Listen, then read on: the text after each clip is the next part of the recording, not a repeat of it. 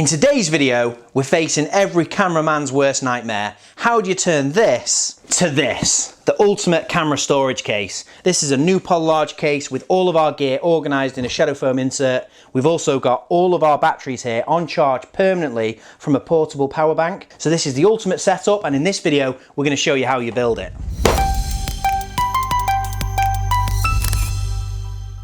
So in this build, we're not just going to be putting all of our cameras, lenses and accessories into a foam insert in a case. As tempting as that is, and I'm sure it'll look really good, we want to make this case a level up. We want to make it as practical and as useful as possible. And the big stickler for our video equipment, and the big problem we have, is managing our batteries.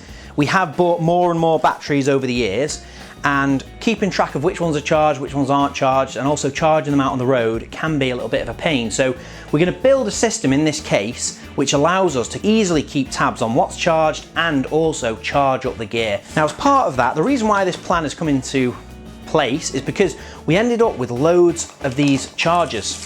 Now, these batteries that we use Panasonic GH5 cameras. Now, we use these aftermarket Jura Pro batteries, and we get them from Amazon for about 22 quid for 2 batteries and a charger. And it's actually a little bit cheaper to buy them as a bundle with a charger than it is to buy them individually.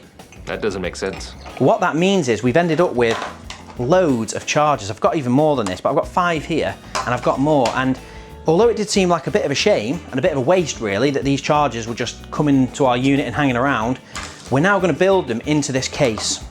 And the way we're going to do it is, rather than soldering it and wiring it all properly, because it is tempting to do that, we're going to try and do it in a manner that is easy for everyone. We're going to be using all plug and play elements that you can buy and they're readily available. So for example here, this is a Brent USB hub switch. So it's one USB to 4 and they're all individually switched.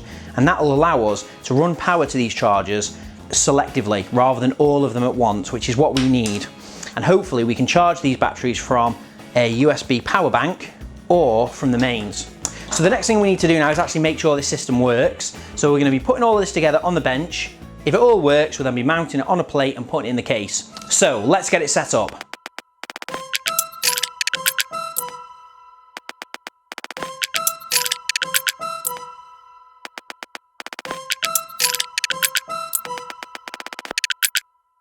Right, so we've connected it all up and it is working better than I'd hoped actually. So what we've got here is a power adapter. One of the unique things about this is usually it just has a figure of 8 lead and it comes with a normal figure of 8 lead. But I did buy this a few years ago now. This is made by Retrack. They still exist, but I can't seem to find any of these.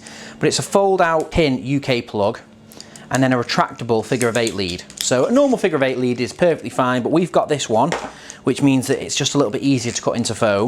So that runs to a mains power adapter, and this one here is a 20 watt adapter, I believe, but it's got a fast charge, which is the one I really wanted. 3 amp rather than 2.4 amp.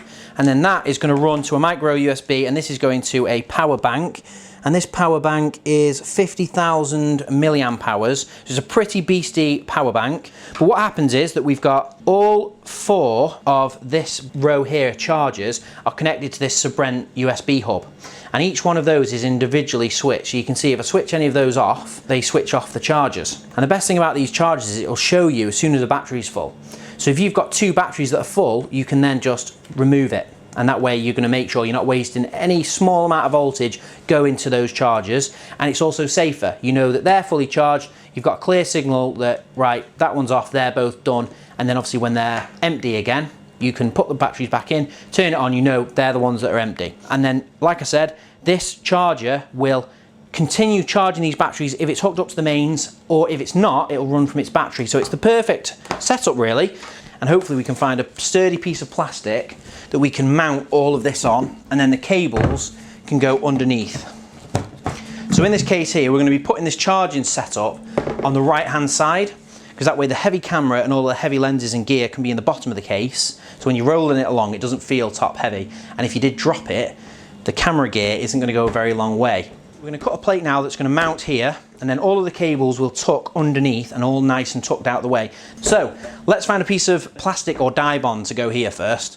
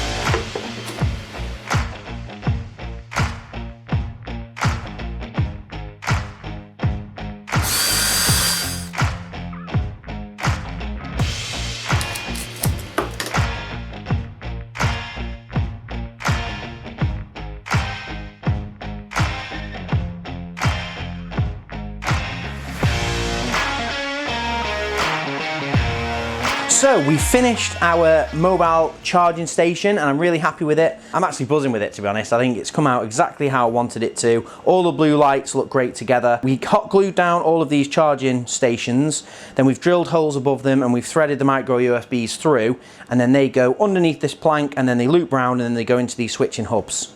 We've then numbered each of the chargers, 1, 2, 3, 4, 5, 6, 7, 8, and then we've numbered the buttons with the same corresponding number. And what this allows us to do is that you can see here on power 3, those two batteries are full. And what happens when the two batteries are full, the screen goes off. The reason why we wanted a switch is because then we can turn it off and it's going to stop drawing power. So it's a really nice efficient system. It gives us 16 batteries all charging simultaneously, and obviously we can have it off mains or we can have it just mobile. So this is a Nuprol large case. We sell a pack of inserts, which is a 30mm layer and a 50mm layer that fits straight into this case. That's on our website, £42, and we've taken the 30mm piece and we're putting that in the lid. We're going to cut a logo in there, and that's going to hold everything nice and snug and hold everything protected, stopping these batteries bouncing out. The 50mm layer, we obviously cut this panel, which is out of some like grey melamine that we already had. Once we had that to size, we lay it over the top, used it as a template, sliced the foam, and then we've just cut about 30mm off of what is a 50mm layer. That's given us a 20mm thin layer of red foam left, which we've then cut a big square out of, and that's given us that airflow and it's given us the space for the cables. And on the left here, because these USBs are just protruding out of these hubs, we've kind of done a little bit of a relief cut so the cables can just go around on a nice arc without being under any strain. And one of the best parts of this charging station is that anyone could do it. As a cost breakdown, we've got £22 for each charger and 2 batteries. So that's 22 times 8, £176. Then we've got these little USB hubs that are switched at £7.99, so that's plus £16 for these two. And then the power bank, which it could be any power bank, could be a cheaper one you've already got. That one there though, like I say, links for all of this are in the description. That one was £53. So we're looking at £245, and we've got a 16 battery setup, all in a mobile storage case, which I'm pretty amazed with. So let us know in the comments what you think of that. But now it's time for us to move on to the foam part of the build, and we're going to do our layout for all of the camera, lenses and accessories, and then we'll know where this power lead's going. So let's get all the camera gear in.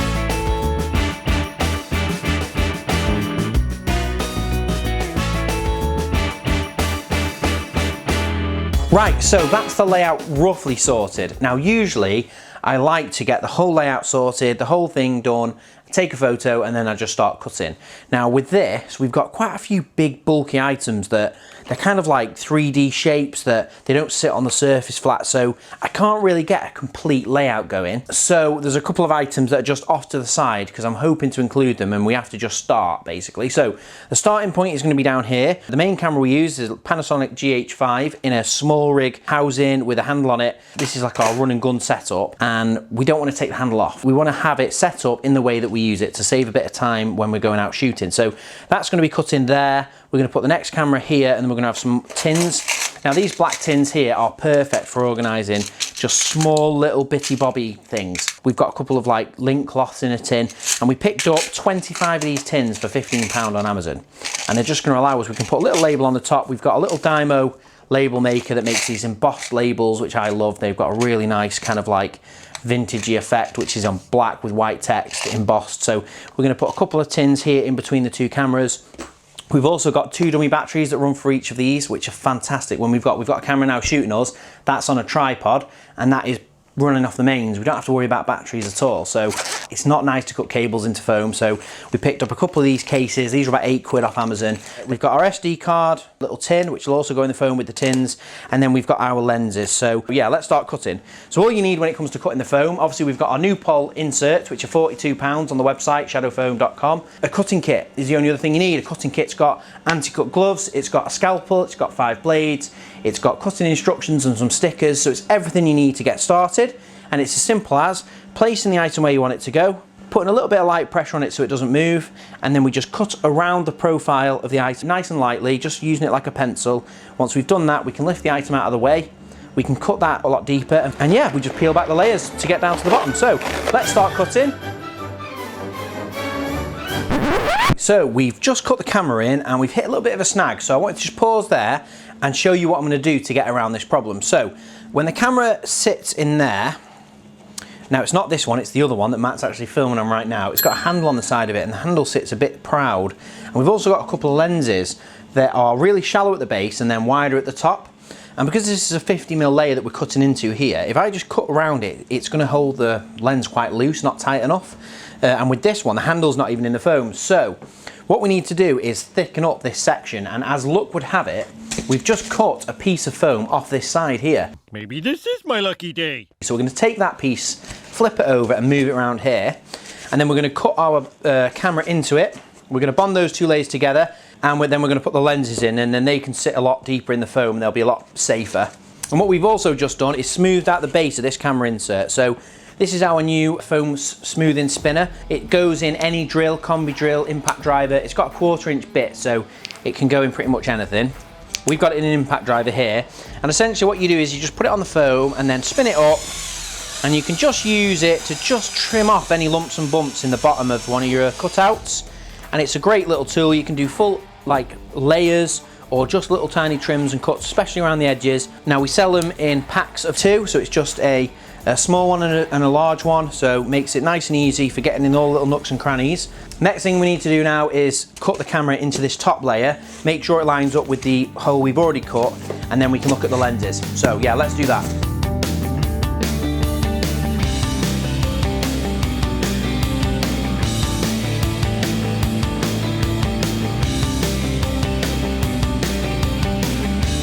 Hey guys, have you subscribed to the Shadow Foam channel yet? If not, it would really help us out if you click that subscribe button below. And if you're enjoying the video, if you click the little notification bell, it'll give you a little notification next time we put a video live. So that being said, let's get back to the build.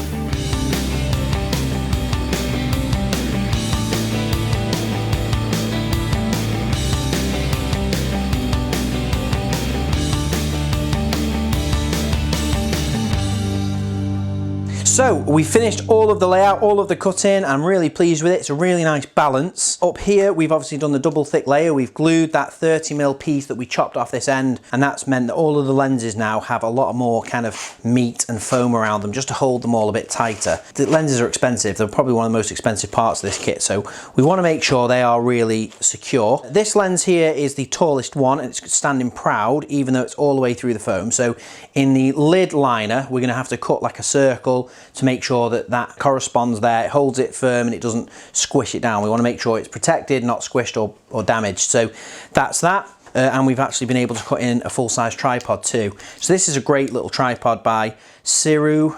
There was a YouTuber recommended this. We'll try and find the link and put it below. But it's a great little compact tripod that goes to about 1.4 meters high. So that's a great little addition to the case. And then over here, obviously, we've got all of our battery charging stations. So I'm pretty happy with how this case has come out. We've got everything in there we needed, and all the foam looks fantastic. The only thing that's left to do now is to cut the little circle in the lid liner, and then we're going to add the Shadow Foam logo in there. So let me do that, and we'll come back to you.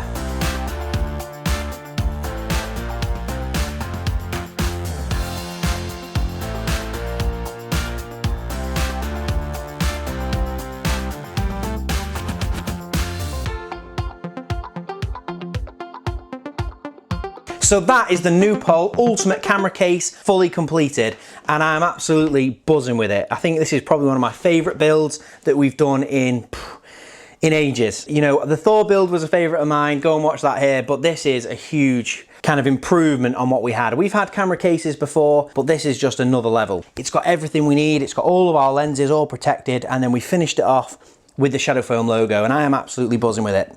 So you might notice there's some key components missing from what would be a video setup, and that is any sort of audio equipment and audio gear. And that's because we'd already done a layout before and we knew it wouldn't all fit in this one case. So what we've done is we've put all of the video filming equipment, the cameras, the lenses, and all of that side, and the batteries in this case, and we're going to be supporting this case with a backpack, which is going to be our ultimate audio equipment backpack. Now we've already done this, but stay tuned for the video. This is going to be coming very soon, and it's got all of our audio gear in there. It's got all of the extra bits we need. So between this case and this case, it's everything we need to shoot these videos that we bring to you. So you're not going to want to miss that. So make sure you subscribe to the channel and click the bell icon so you don't miss this future video, and we'll see you next time. Thanks for watching. If you like that video, why not check out some of our others? We've got new videos coming out every week. And Colin Furs, what's the quickest way for people to see these videos? Subscribe.